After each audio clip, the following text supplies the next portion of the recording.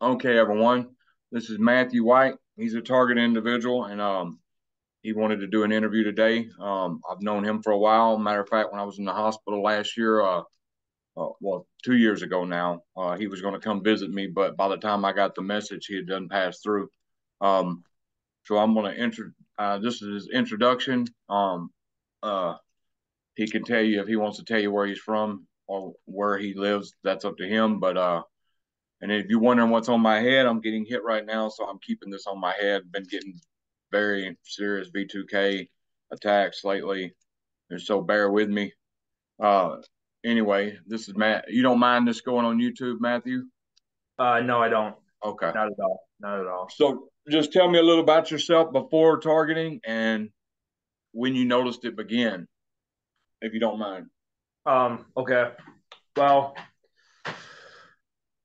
I first found out in 2018, and I was online, and I was looking up stuff about narcissists popped up on the internet. So I was like reading about narcissism and everything, and excuse me, sorry. And they and then gang stalking popped up, and I was like, "What's all this about?" So I was like reading about gang stalking and stuff, and I'm like, "Oh my god, this is what's really going on."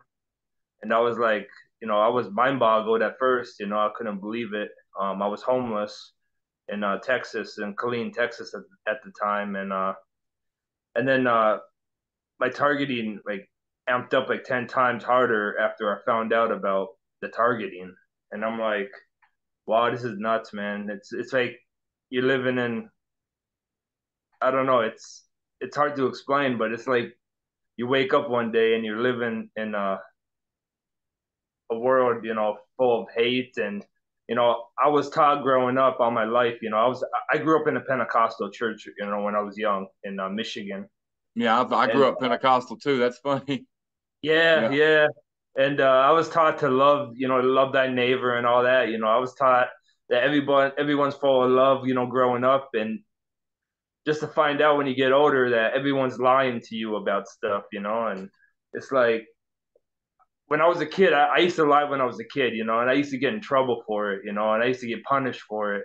But people are lying around me all the time, and nothing happens, and I'm like, wait a minute, that's kind of unfair, I mean, my whole life has been like that, though, unfair, So but you had didn't you have so your life before targeting though, you had a kid, a baby's mama, and stuff like that.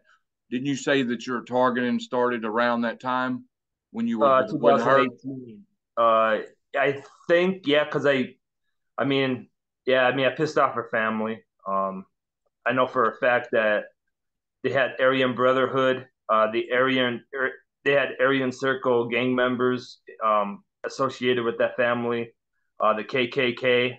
Um, they had um, biker gangs and associated with that, Um, I yeah, mean, I pissed off. Oh, could you give sorry. me a little example, like when you're like what you went through when you first were started targeting, um, like noise campaign stalking? Could you give like examples of like certain instances you went through, so the people can understand what's going on? You know what I'm saying? Like, Yeah, yeah. The first real instance that I had since my targeting started was I was being chased through the woods by Patrick Hill, or well, I don't know if I should you ain't got mention to names. say no names.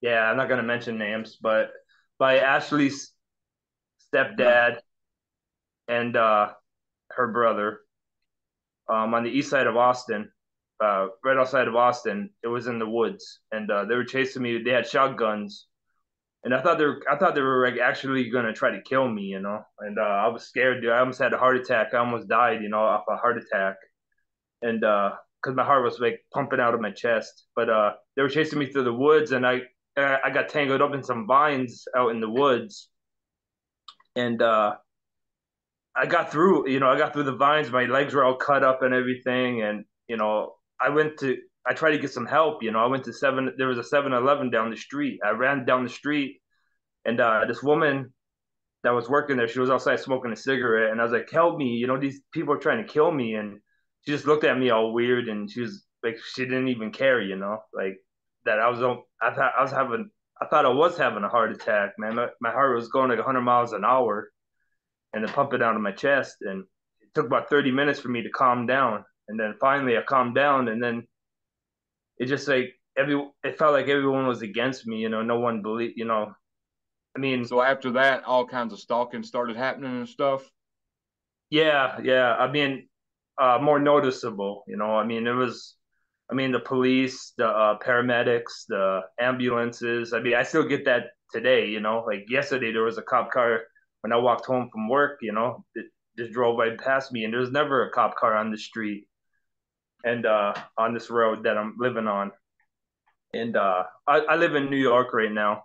Um, the stalking's the stalking died down for the first maybe 3 weeks since I've been here, and then it's amped up again. But it's Yeah, wherever well, you go, it doesn't stop. It doesn't stop no matter what. Even if you ignore it, they still do it. I mean, I still notice things even if I ignore it. But so you believe you're targeted because you made your girlfriend's family was upset, and that's why you started. That's when your targeting started.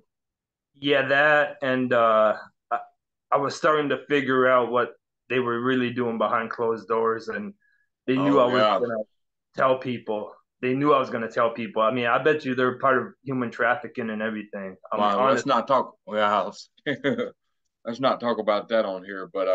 Okay, okay. But yeah, I know what you're saying. So yeah, that probably definitely got you targeted. What did you experience when your targeting started? Like, what other things besides gang stalking have you? Did they do noise campaigns? Did they break in your house? Like with me, Ooh. like I'll give you some examples. I like to give examples. Like with me, every time I come home from work, the door would be wide open. My trailer door would be out wide open. Something would be missing. Then 2 weeks later, it would reappear. Uh, then never could hardly get sleep at night. They would always be banging at the trailer next door at night, keeping us up. Um, Stuff like that. Yeah. Well, even before I knew what targeting was, I put my car keys in a certain spot and I knew where they were. And then I went back for them and they were missing. And I asked Ash or my baby mama.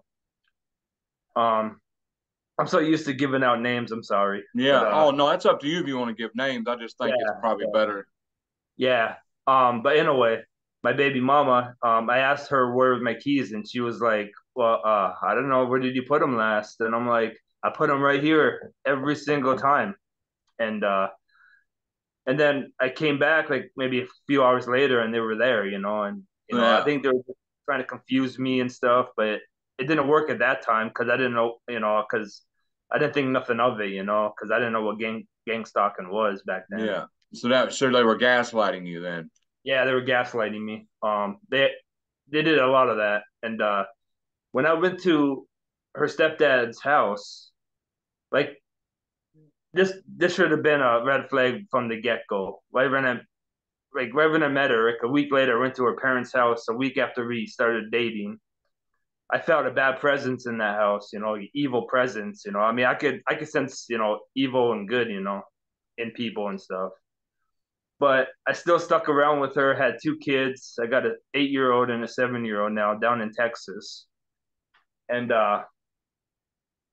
yeah, it was a bad experience. I mean, a bad feeling. I would never want to go to his house. I told my baby mama, I'm like, no, I'm not. You're not gonna force me to go to his house. There's something evil about that dude. And I was like, I don't want nothing to do with that family. I just wanted to stay home, and because her sisters, I don't know. I mean, she made me feel bad whenever I'm around and stuff. She's like, oh, this is Ashley's house. She didn't refer to it as our house, me and Ashley's house. She just said, oh, this is Ashley's house. And I'm like, trying to make me feel bad, put me down and stuff, like I'm not good enough for anybody, for her something. But Mm, in a way, yeah. I So didn't know there's a what. lot of uh, perpetrators in this community, and I know a little bit of your story, so I just wanted to ask you, when you went on your little cross country thing, and you don't Yep. have to mention no TI's names or none of that, but when you went on your little cross country thing, when you did have a car, uh, Yep. could you explain some of the perp actions? Not no names or nothing, just explain some of the Okay. stuff you went through and how they perped you and all that and Yeah. flipped on Exactly. you because you went Um. across. Didn't you go across the country Yeah. Yeah. visiting TIs and Yep. so-called TIs and stuff like that? Yeah. Well, actually, I'll start from the beginning. Um. I was in Texas, and I was living in a motel or a hotel for about 3 months. I had a job, a pretty good job actually. I was working for Napa out of my own car, so I was an independent contractor and delivering, car parts from Napa to different shops in the area in Austin. And but one day I had a camera finder on my phone, and I was trying to find cameras in my motel room, and I found two cameras.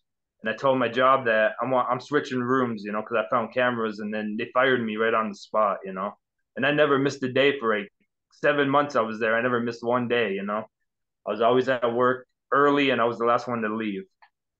I was there for like 11 hours a day, and I thought it was kind of fishy how they fired me. And I told them, and I sent the text back to the boss that, yeah, I see the systematic, bull crap. That's what I told the boss. It's systematic, pretty much. And no reply obviously, because I mean, but in a way, um I was in Texas. I was paying like 1,700 a month for that motel hotel. Wow.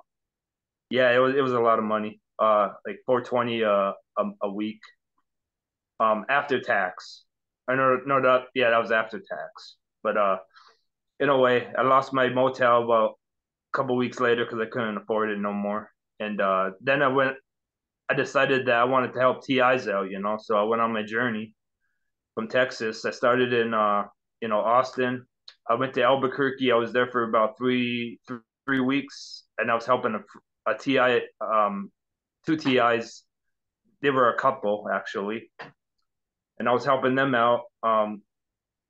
The One of the TIs had a he was self-employed, so I was helping him like move furniture from house to house for people and stuff, with U-Hauls and everything. And I did that, and I made some money. So I went to Colorado, and then that's when I messaged you, and I was about to meet you. And then another TI, got on the phone or on Facebook saying, "Hey, you should come down to Arizona." And yeah, I mean, I was gonna stay in Colorado because I was gonna meet you. I was truly gonna meet you. Yeah, I'm bad about checking my messages, man. So I checked the Oh, message like an hour after you was already through. I yeah, I didn't get the know. message till you was gone. So Yeah, yeah. I mean, could you tell about the experience and some like perps and some stuff they do and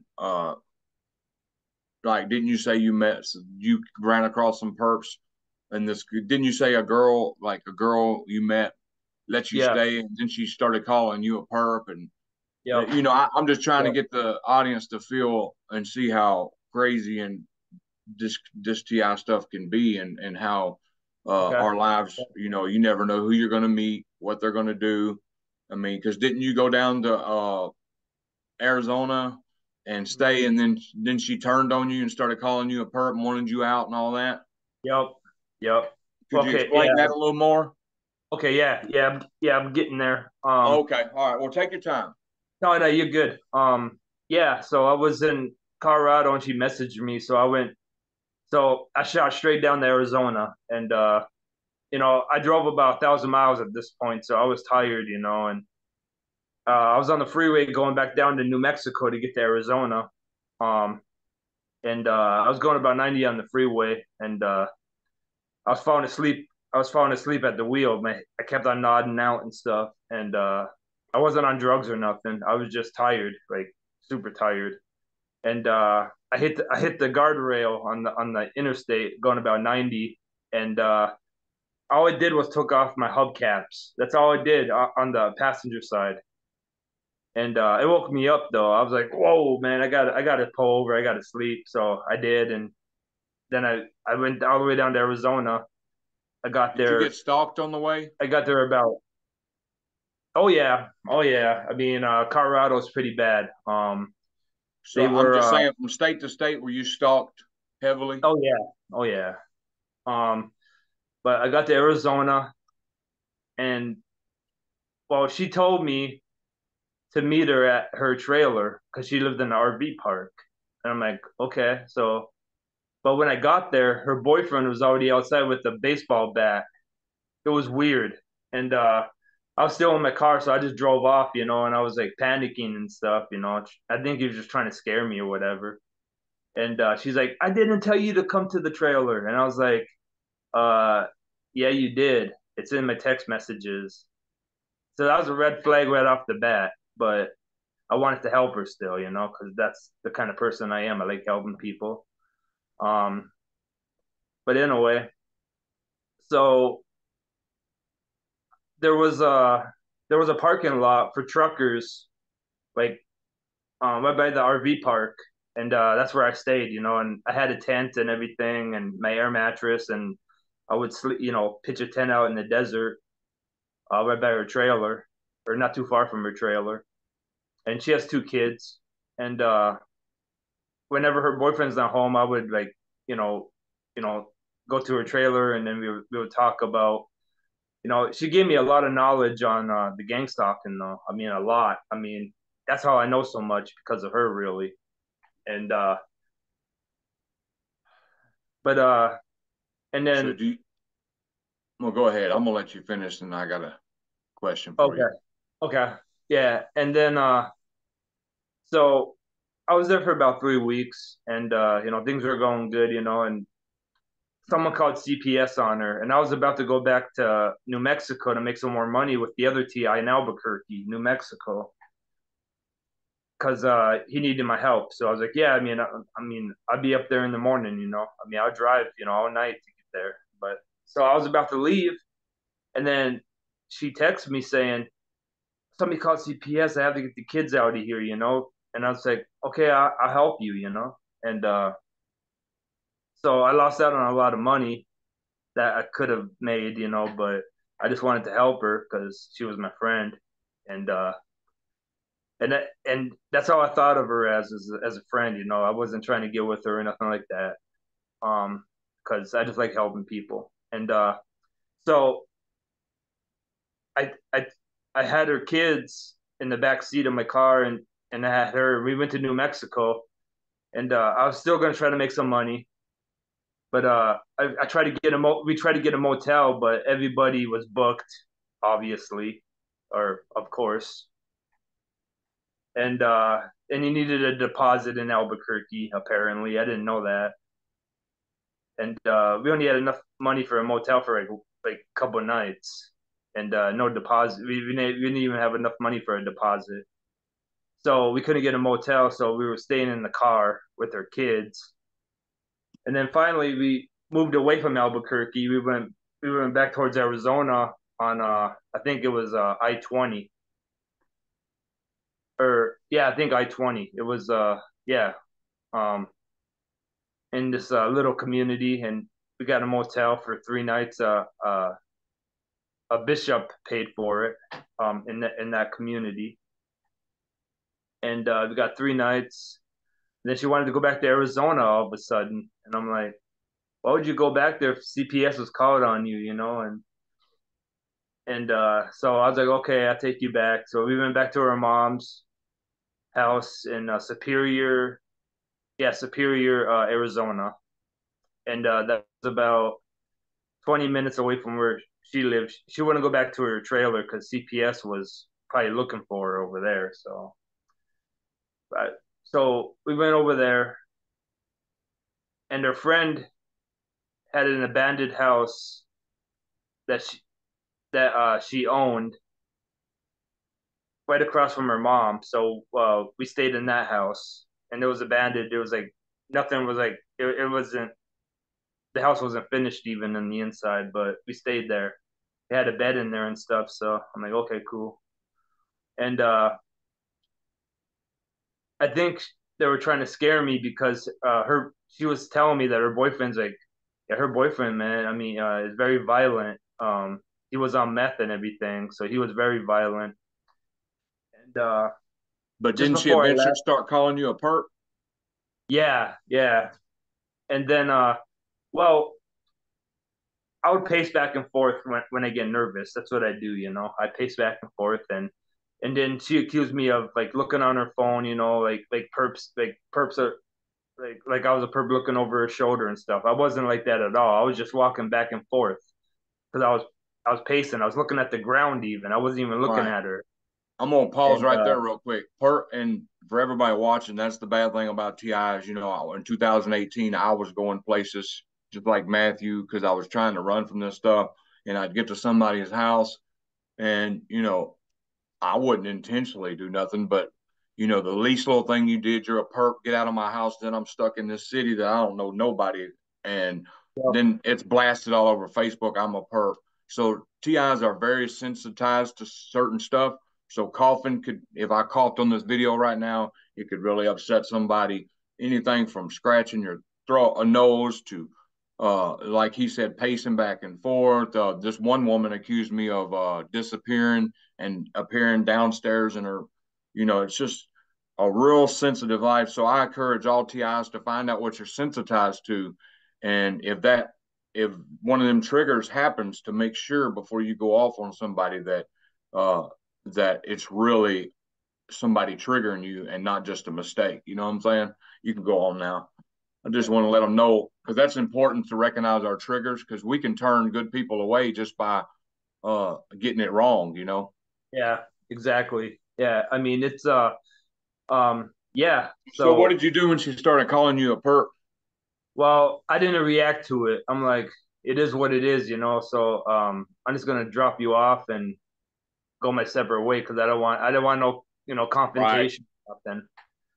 Because there's there's a lot of times where I didn't react to anything, and then there's other times where I did react to some stuff, and I got myself in even more trouble. So, but I learned from experience, so I didn't react to it. I just dropped her off, and then she's like, "You better leave this town. I'm gonna have my boyfriend come and beat you up," you know. And I'm like, "I'm gonna leave."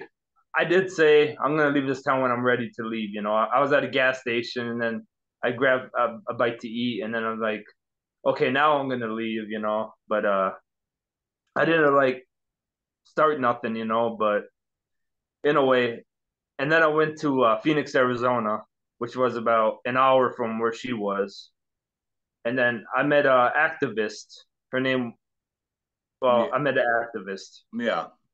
and we went. I went to her house, and the targeting was terrible, man. I I felt really bad when I got there.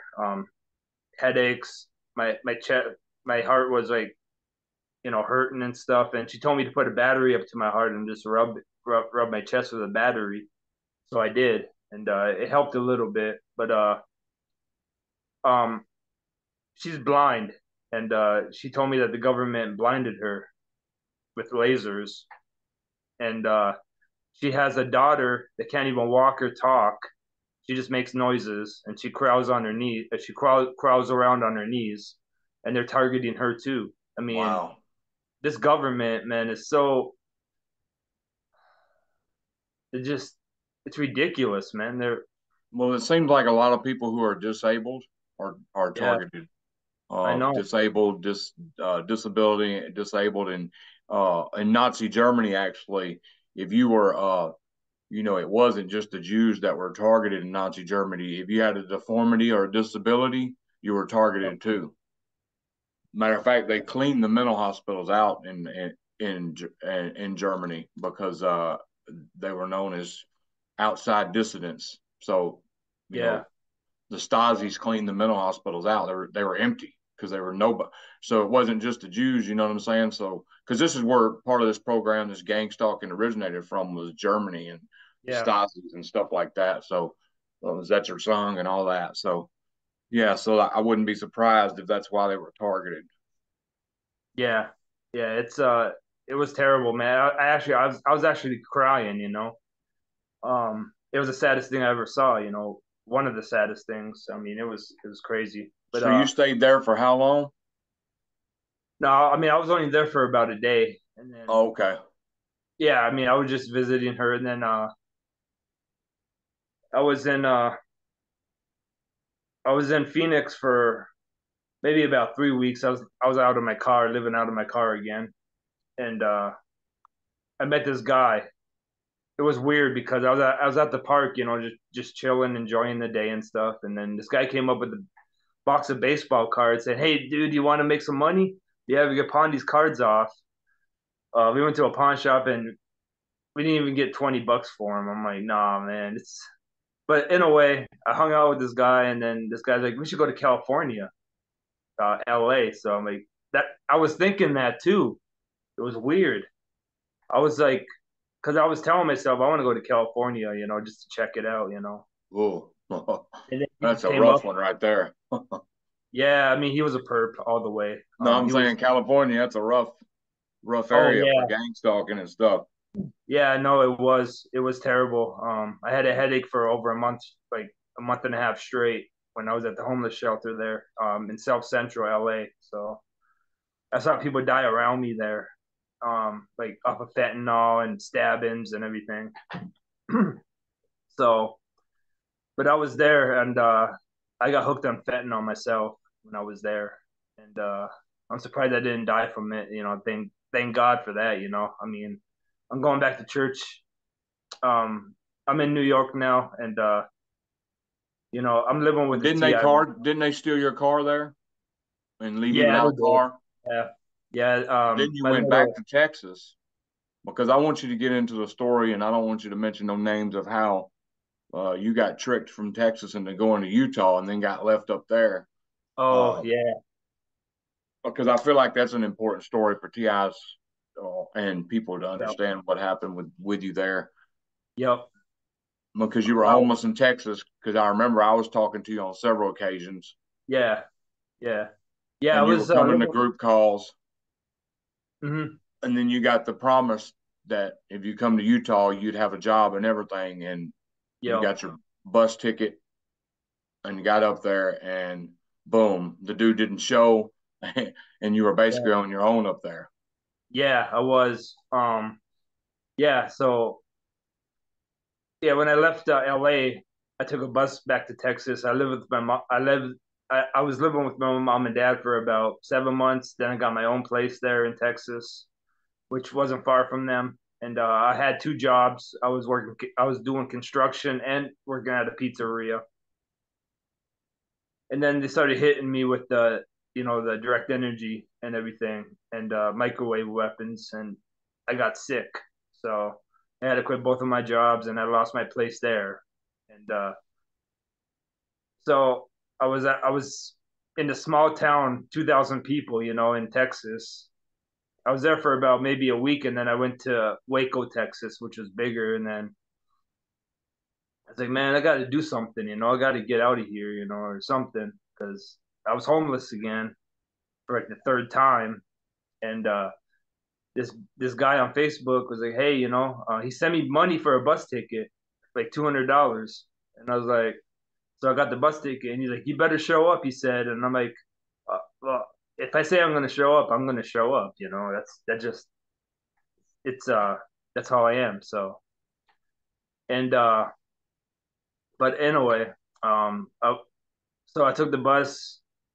We had to go through Phoenix to LA to get to Utah, which was out of the way, but it was a cheaper bus ticket, so I took it. And when I got to LA, I was like, "Where's the bus? I have to get on the bus. You know, I want to get out of here." I didn't want to go back to I didn't want to go back to LA, but it was the only option. So, and then I finally made it to Utah, and I texted dude. I was like, "Hey man, I'm in Utah. I'm at the airport. That's where the bus dropped me off, at the airport there in Salt Lake City." And he's like, "Oh, I'll come pick you up." You know, he's like, "Where you at?" I'm like, "You know, I'm at the I'm at the entrance." You know, and he never showed up. So a lady paid for my train fare to get to Salt Lake City because it was like 5 miles away from Salt Lake, the airport, and they have a train system there, so in Salt Lake. So I took, she gave me $20 too. So I mean, that was really nice of her, But So really, that was a form of baiting of what you call bait and switch. They yep, baited you down there, and then they switched up on you. You know what I'm saying? yep, That was the tactic they used on you. Then you yeah, get down there, and now you're stuck. yeah, yeah. My friend called it. One of my TI friends calls it golfing. Yeah. So, and I'm like, yeah, I know. And I was homeless there, and it was a bad. It was those homeless shelters are the worst, man. They had bed bugs, they had scabies, they had lice, and I had all three of them. And the doctor bought or paid for a motel for me for the week. Oh, and then just so I can get rid of the scabies and the lice and everything, I had to put medicine on my whole body and stuff. Got rid of it finally, and then I kept on going to the hospital there. I was losing so much blood. My hemoglobin level was like at a 2.5. I almost died, because I they had to put 4 bags of blood back in me. Well, let me And ask you I got this: I was homeless for 8 years because of this program. Did you wow. ever get shunned away in homeless shelters, gang stalked in homeless shelters, Oh yeah, treated? oh yeah, Okay. multiple times. I mean, it was bad. It was bad, Denied and help because they wouldn't even sometimes they wouldn't even we're full when I knew they wasn't full, or yeah, sometimes churches would be like, oh, we're not feeding today, and I'd go hide in the bushes and record them feeding later on. yeah. they Wow. did you ever run into any of that, like not wanting to Um, help you out with food or saying they didn't help you out when they did help people out? some places. I mean, not every place. I mean, I found places where they were pretty generous and stuff, but I Right. mean, a lot of times, I mean, I found a homeless shelter, but there was some times where they're like, "Oh, you can't come, or you have to come back early in the morning." When I got there at night or something, they couldn't help me out, during later at night. And so I went back in the morning. Then they're like, "Oh yeah, we're full." It was on the south side of Salt Lake at a homeless shelter. So I was in the street, and I'm like, man, it was cold. It was cold that time of year. It was like in the 30s around there, and it was snowing and stuff. And people die up there in the wintertime. Yeah, Homeless people. and you were coming to group calls with us. I remember Zoom calls, and Yeah, I'm still doing you that. really fought. You really fought. Most people would have gave up. I respect you for that because I seen you fighting. Uh, I think we helped you out. Other people helped you out, and you didn't Yeah, give up, man. You could have just gave up.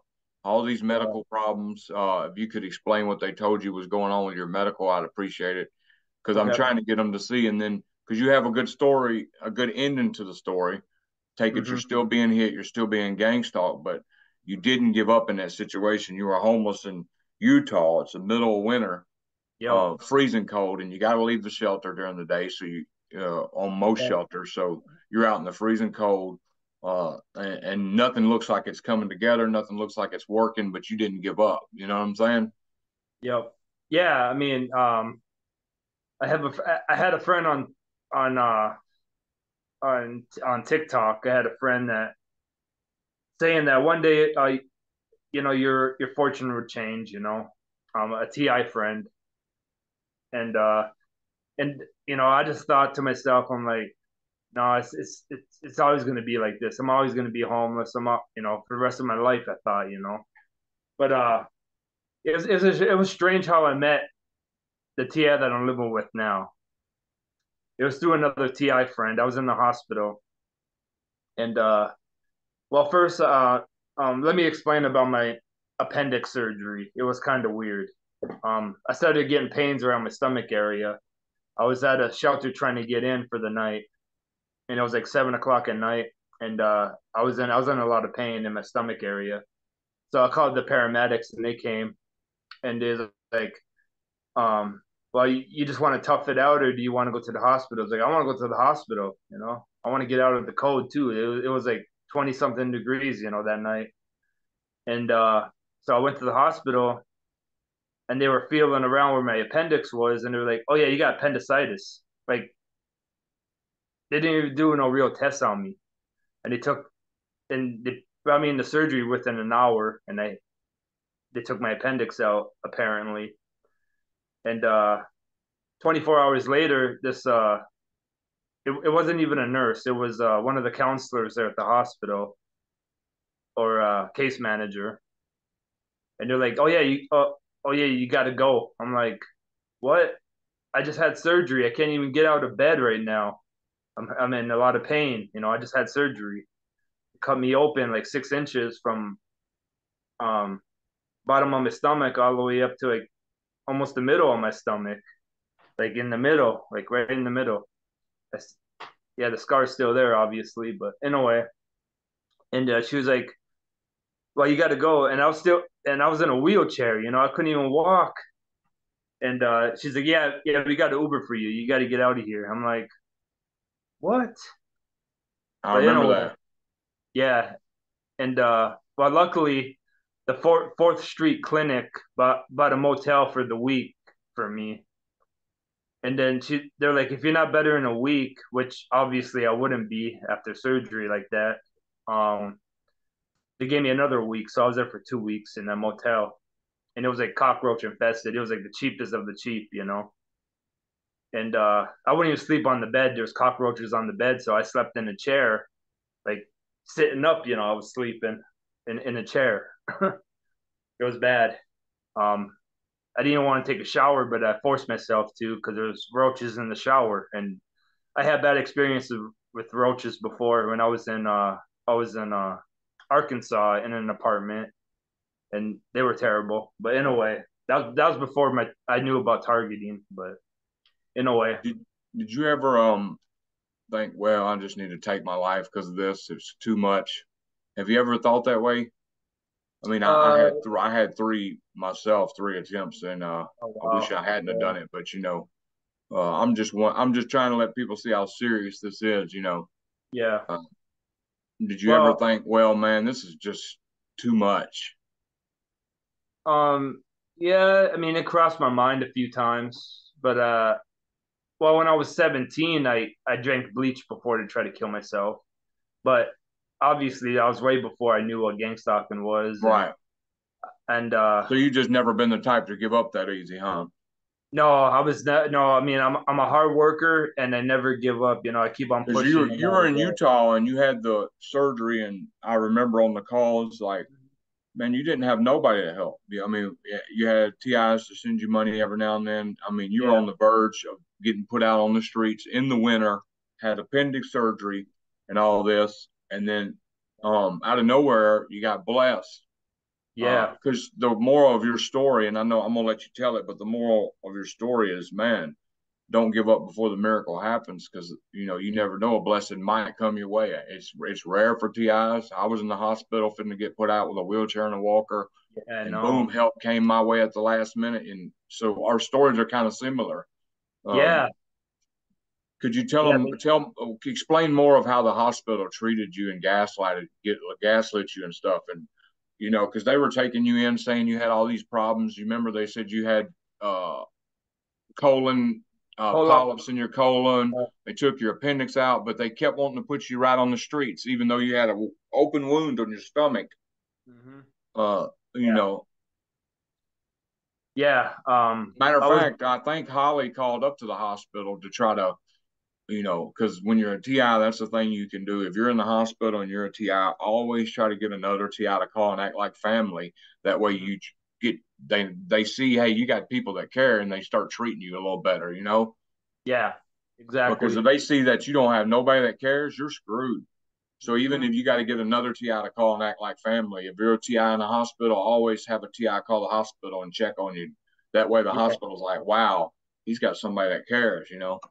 exactly, exactly. That's what I did in the Yeah, hospital. The first week I got treated like crap, but then after they started calling, they started treating me better. yeah, yeah, for sure. Yeah, they were. Well, they're telling me about my polyps and everything. I got a bunch of polyps in my colon and stomach, and they uh they did a colonoscopy on me and everything. They kept me in the hospital for about a week because I couldn't go bathroom. number two, and for like a whole week straight, I couldn't go, and then finally I started going again, but I'm always constipated though. Even now, I have a hard time going, but I had to force it. Are you And doing the Metamucil? yeah, I'm doing Metamucil right now. It's been helping a lot more, but I still sometimes have a hard time going. Yeah, because But direct energy weapons can do one yeah, or two things. They can constipate you if they want, or they can make you have severe diarrhea all the time. And with me, I I've was done this both. last year, Yeah. 6 months straight, it was nothing but blood Wow. and constipation. And when I started drinking a couple Metamucil a day, um, I started going normally and no blood. Yeah. So I don't know if that, and there's healthy Metamucil where you can just get what you call it. What is that stuff? It's called. Psyllium. All right, I'm just Psyllium. trying to let TIs know if they're dealing with that. Metamucil every day, one glass every morning will help Yep. stop that constipation, and it's even stopped my bleeding. And Okay. I had heavy Yeah, blood. that's good. That's good. I'm bleeding again here and Oh, there. Uh, and I could feel like little pulses where they're hitting me, in my private area, yeah. and they're doing it at work and stuff. I'm being stalked at work right now. Yesterday I had brain fog where I forgot how to grill cook, and Yeah. that never happened. So y'all, he was in Utah, in a hospital, in and out of the hospital, severe. He had blood transfusions, appendix took out. It was looking gray, and then he got lucky and met some friends on Facebook and TikTok. They came and seen him, and eventually, he raised money through a GoFundMe and got a bus ticket to New York and to a friend's house. And this friend's family has done nothing but help him. He has a job at Cracker Barrel. And now that he's got a job at Cracker Barrel, like the first week, everything went good. But now he's starting to get stalked, harassed at Cracker Barrel. And then last night, they can do stuff where they can wipe your memory clean and make you forget stuff. And he said he was grill cooking last night and he just forgot all of a sudden how to do it just right in the middle of the shift and he had to wing it. So, I mean, this stuff's severe. Could you explain a little bit more about so anyway, so he could have gave up in Utah. I mean, he's in freezing cold weather, one of the coldest places in America during the winter. He's got appendicitis. He gets put out of the hospital right after his surgery. Then he gets blood transfusions.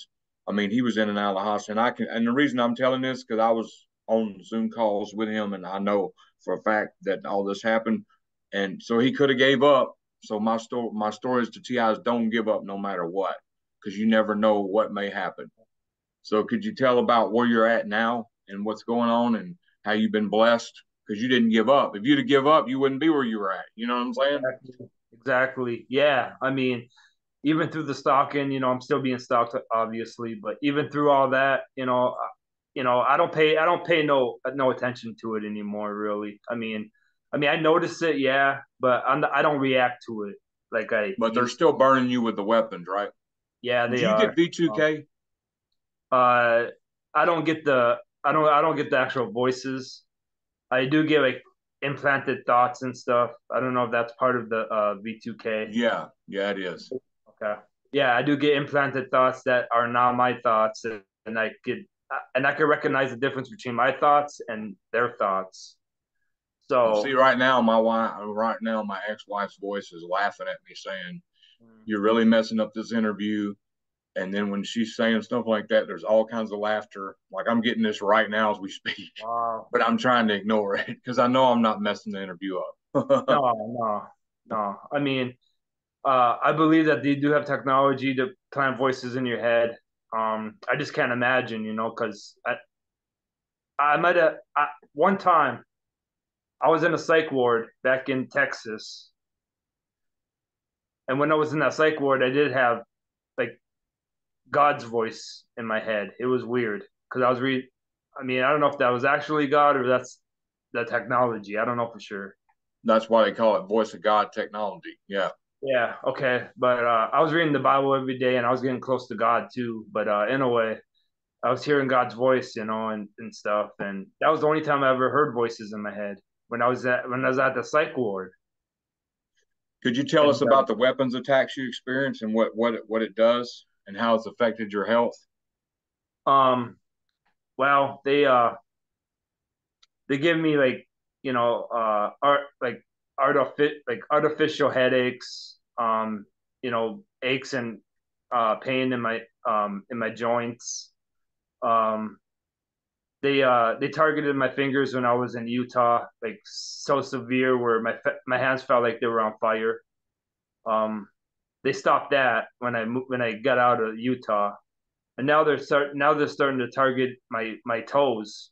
They're burning up my toes right now, but not as severe as my fingers when I was in Utah though. But yeah, they pinpoint certain parts of your body, and then they focus on that for a while, is what I've noticed. And then they'll stop, and then they'll pinpoint a different part of your body and focus on that for a little while. Um, I mean, Do you get and shocks and vibrations? Like yes, they vibrate my body and shock the back of my head, and oh yeah, they were yeah, just heating my head up, which is why I had that cap on. It's the bad thing about the cap; it only lasts about 15 minutes and it gets warm, but it helps for right now. But oh it wow, helps yeah, temporarily. But yeah, oh, oh let me yeah, see what. oh yeah, yeah. They heat me up pretty bad too. Especially in my head, my head would get warm, and then like the middle of the back of my head, they hit me like right here, like in Yeah, the that's where they get me shocks. yeah, yeah, and then sometimes behind my ears. A lot of times, actually, my ears were heated up too. So, and What I've been what called advice would crazy. you what advice would you give to target individuals, people who are going through Um, this? just don't give up. Just keep on pushing. It's a tough road. Especially for a TI, and just keep on pushing no matter what. And one day you'll make it out. I have a feeling that this program might come to a close pretty soon. I don't, I mean, I just got a feeling. I sure hope it does. Right. Um, but this world is a strange place, and just don't let it discourage you. Just keep on pushing and do what you got to do. In life just to survive, because we're out here surviving just like everyone else. I mean, we're out here trying to make a living. We're out here trying to do the right thing. I mean, I'm trying to do the right thing. And I mean, people still target me, but I just don't let it get to me as much as I used to. But I just try to ignore it as much as I can. It's harder said than done, obviously, but you just gotta put it in the back of your mind that you are somebody, you're worth it, and you just gotta rely on God too, because I've been going back to church every Sunday now, and I've been That's good. reading the Word. Yeah, I needed that, and it gets me through the week too. Learning about God and stuff and everything. And Easter Sunday was a great service. It was a really great service about the resurrection and all that. And but yeah, just keep on pushing no matter what. And I mean, good things will happen eventually. You just gotta believe in yourself for one. So And one thing I was going to say, if you're a new TI watching this, when you first come in a community, because like when I in 2018 when I first learned I was targeted, uh, I was new to the community and I was trying to reach out to people and stuff, and uh, sometimes the TIs will shun you when you're new to the community and think you're a perp and stuff. Don't give up. Still try to reach out. Don't let them run you off because us TIs are very sensitive. We're very paranoid about stuff, and sometimes we just don't want to take chances on new people. So if you're a new TI and you're getting shunned in the community and you know you're a real TI and you're not being accepted, don't give up because I was like that. I was called a perp, a drug addict, which I wasn't.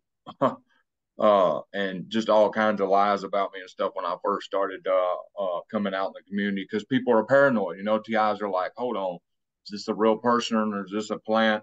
And if I'd have gave up, never, uh, I would have never made it to where I'm at today. So I wanted this. This stuff is good too for brain fog. If you want Yep. to get some, I don't know if you can see it. I got to put it right up to the camera because I don't know. I don't like this background. It's called lion's mane mushroom. Oh, okay. Nature Okay. realm lion's mane mushroom.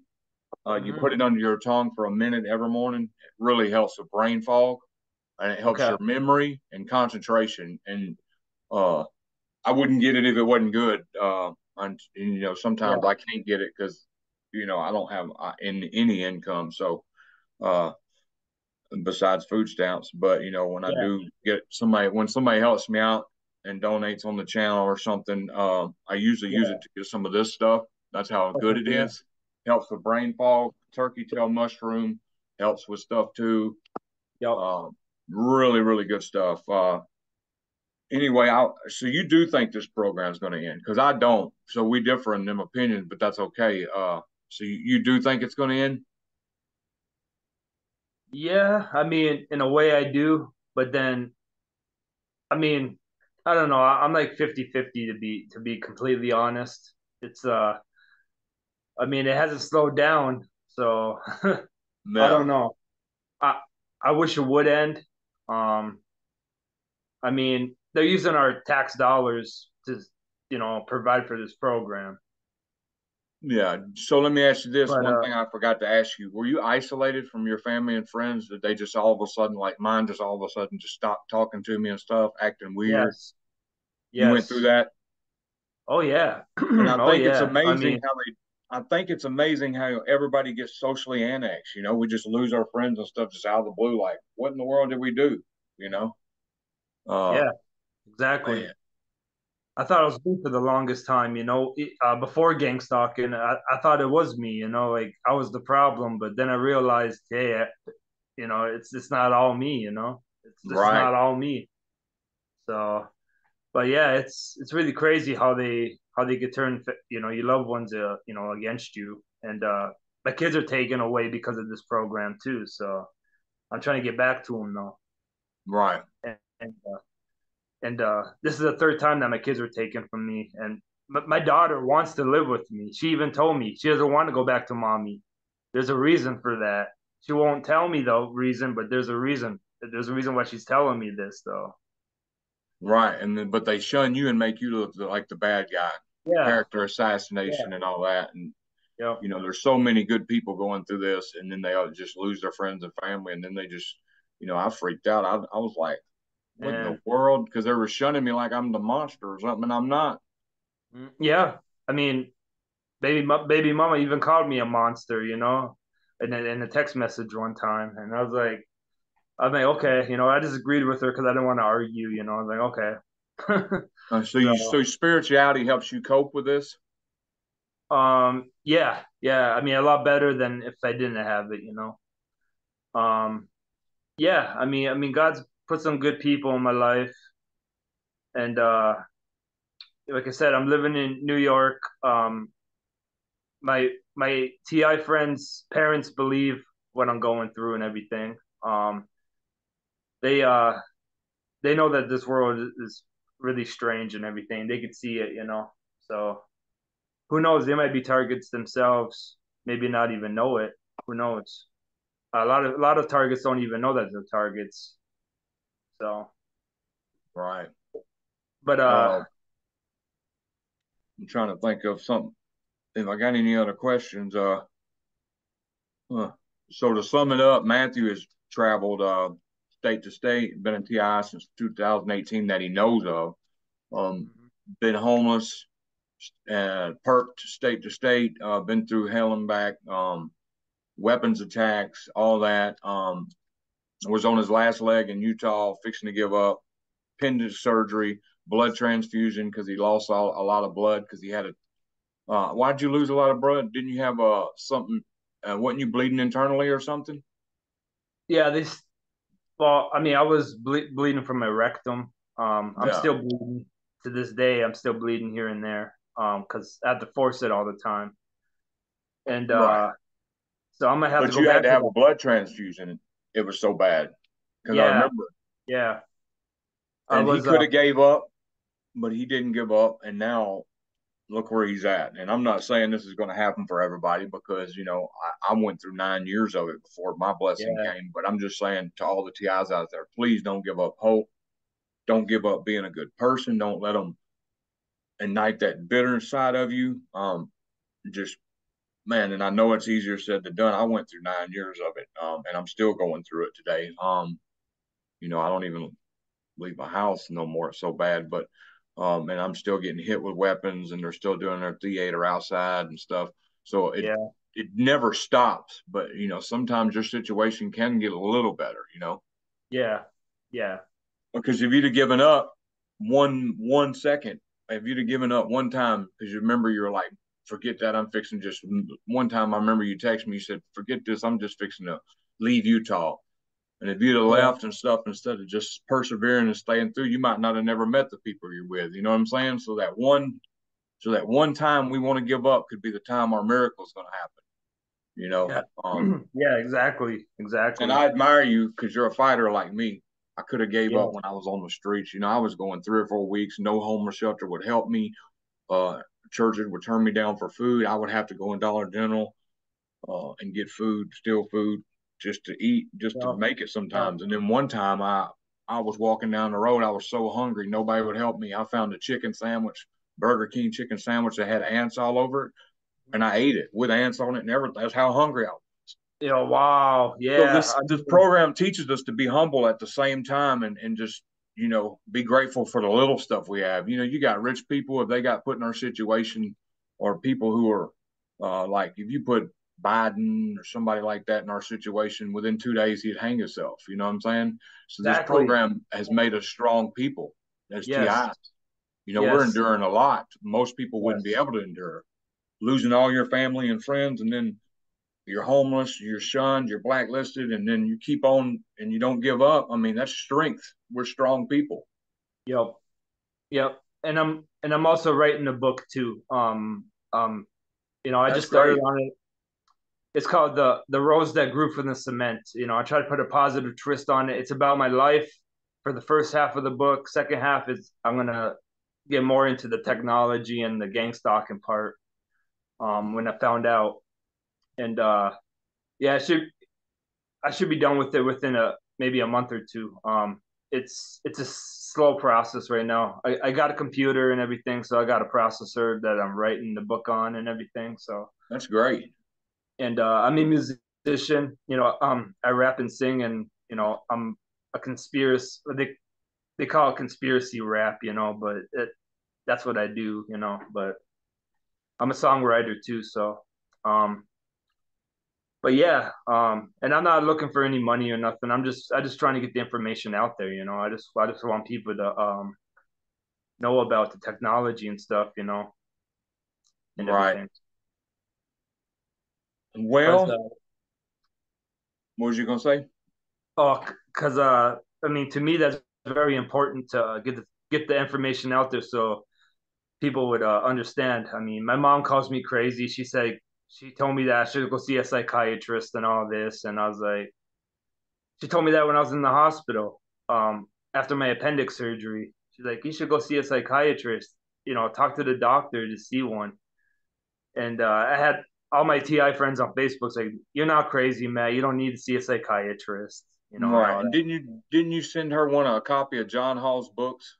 Yes, and And John Hall, y'all, for anybody who don't know, he's an anesthesiologist now. Somebody who people put their lives in his hands to put to sleep and wake back up with no problems. And he knows this is going on and has wrote several books on it.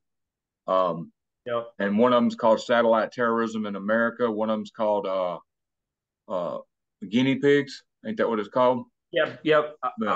I'm on that book right now. I'm reading it. I'm like halfway through it. I read the terrorism in America. That's a good Yeah. book. And if you go That's a scroll good down in book. my videos, I took each chapter of Guinea Pigs and I read it out loud on YouTube. So I got Okay, videos that read each chapter of Guinea Pigs. Oh, that's Um, cool. That's cool. Yeah, it's a good book so far. I but I mean, think it's amazing people call us crazy when there's an anesthesiologist who's people put their lives in his hand to put them to sleep and come back alive. He believes in it. He's got books on it, and people still call us crazy. I know. I mean, my mom didn't mention. I mean, when she first got the book, she called me saying, "Oh, I got the books," and then I the other day I tried calling her, and she's like, "Well, I got to go by," like right away, and she hung up on me, like Man, see, my mom's like that too. She just don't. crazy. She gaslit me. If you go to my first videos, I got her blackmailing me for money. She gaslit me, said I was going to be kidnapped. She was stalking me, Wow, gaslighting me, and doing all wow, kinds of stuff to me, harassing me, and then eventually pulled some stuff. Anyway, if you watch my first videos where I'm under the bridge and stuff, it explains it. But yeah, that's the crazy thing. And then if you ever get a chance to talk to her about that book, make sure you tell her, Mom, he's an anesthesiologist. People put their life in his hands. He wrote that book. Well known okay, anesthesiologist in Texas. yeah, yeah. It's out of San Antonio, actually. Mm-hmm. It wasn't too far from where I was living, in Austin, so just south of there. Well, we can Yeah, wrap this up now, Matthew. I really appreciate it. Anybody interested in an interview, you can hit me up. I'm very leery about who I do interview. So, if we talk and then you're a real TI, I'll interview. You know what I'm saying? But I've known Matthew for a while now, and he's been through it. And I appreciate you coming on there and being brave enough to tell your story. Part of it anyway, and I no, hope it inspires other TIs not to give up. And I'm gonna stop the recording and we can chat for a minute and then I'll hang up. So don't go nowhere, okay? okay, for sure. All right, I'm gonna stop recording right now.